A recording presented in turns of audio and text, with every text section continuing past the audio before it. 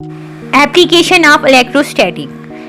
Electrostatic physics की एक ऐसी ब्रांच है जिसमें जब चार्जेस रेस्ट पर हों और उन पर कोई ना कोई फोर्स एक्ट कर रही हो, उस स्टडी को हम इलेक्ट्रोस्टैटिक बोलते हैं।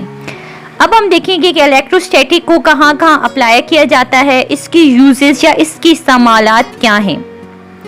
यहाँ पे दो इसके यूजेस या इसकी एप्लीकेशन बताई गई हैं। नंबर 1 है जीरोग्राफी, नंबर 2 है इंकजेट प्रिंटर। कापिंग प्रोसेस को जीरोग्राफी कहते हैं, ठीक है, और ये ग्रीक वर्ड यूनानी लफ्ज दो लफ्जों का मजमुआ है, एक जीरोस एंड ग्राफोस, जिसका मीनिंग है ड्राई राइटिंग। और ये इलेक्ट्रोस्टैटिक की एक एप्लीकेशन है। इसका जो प्रिंसिपल है वो है कि अनलाइक चार्जेस अट्रैक्ट करते हैं।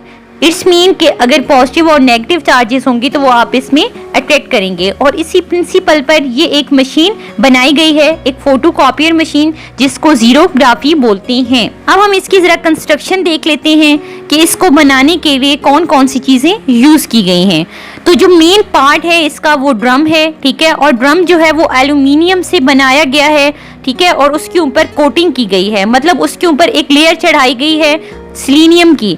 सिलीनियम और एल्यूमिनियम ये दोनों एलिमेंट्स हैं। सेकंड है लैंप। हम लैंप को यूज करेंगे कि लाइट के लिए, ठीक है। लाइट के क्यों यूज करेंगे? ताकि हमारे पास चार्जेस आ सकें, ठीक है, इलेक्ट्रॉन वहां से आ सकें। थर्ड पे हमारे पास एक लेंस यूज होगा। लेंस क्या करेगा? इमेज को फोकस करेगा ड्रम पर, ठीक है, कि उसको उसका फोकस बनाएगा और ये हमारे पास उस साइज ऑफ इमेज को मैग्नीफाई करेगा, ठीक है, या फिर उसको रिड्यूस कर देगा।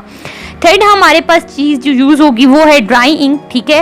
इंक के लिए हम एक टोनर यूज करेंगे, रूलर यूज करेंगे, ठीक है। रूलर क्या? हीटेड प्रेशर रूलर होगा ये, और हीट की अरेंजमेंट के लिए, ठीक है, कि जो हमारे पास राइटिंग आए, ठीक है, इंक की जो हम लिखेंगे उसको वो ये खुश कर दे।